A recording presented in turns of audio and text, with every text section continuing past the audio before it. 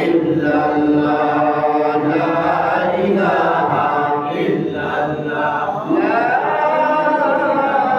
ইলাহা ইল্লাল্লাহ মুহাম্মাদুর রাসূলুল্লাহ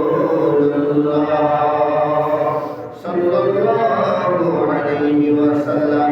সবাই বলেন সাল্লাল্লাহু আলাইহি ওয়াসাল্লাম। আমি দেখেছি যে আমাদের মতো অনেক আলেম ওলামা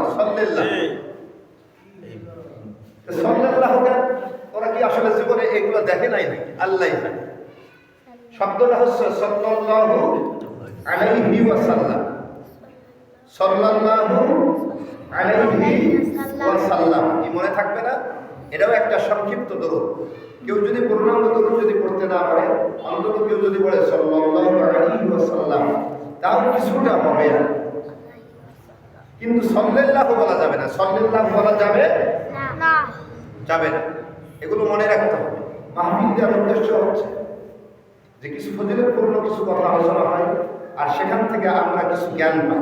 কথা বলেন ঠিক কি? যেমন আমাদের আলফাজ ভাই পূর্বপাড়া কেন্দ্র জামি মসজিদের ইমাম, উনি ওনার গর্ব থেকে উনি বোঝানোর জন্য চেষ্টা করেছেন। তারপরে আজহারুল ইসলাম কিছু কথা বলেছেন। আর আমাদের প্রধান আকর্ষণ যিনি আমাদের সুজন, উনি তো জানেন, তার বিষয়ে তো আসলে বলাই লাগবে না, ঠিক আছে। তারপরেও আমরা ক্ষুদ্র গানের মধ্য দিয়ে কিছু ক্ষুদ্র গান যদি আমরা আহরণ করতে পারি, তাহলে এই ক্ষুদ্র গানের মধ্য দিয়ে তো আল্লাহ তাআলা আমরা যদি আমলে লাগাই বা খাটাই, তাহলে আল্লাহ তাআলা মাফ করতে পারে। কথা বলেন ঠিক কিনা?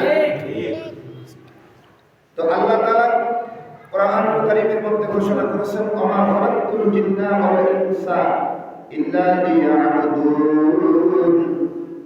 আল্লাহ তাআলা বলেছেন, আমি জিনকে মানুষকে একমাত্র আমার দাসত্ব করার জন্য, আমার গোলামি করার জন্য সৃষ্টি করেছি। সুবহানাল্লাহ।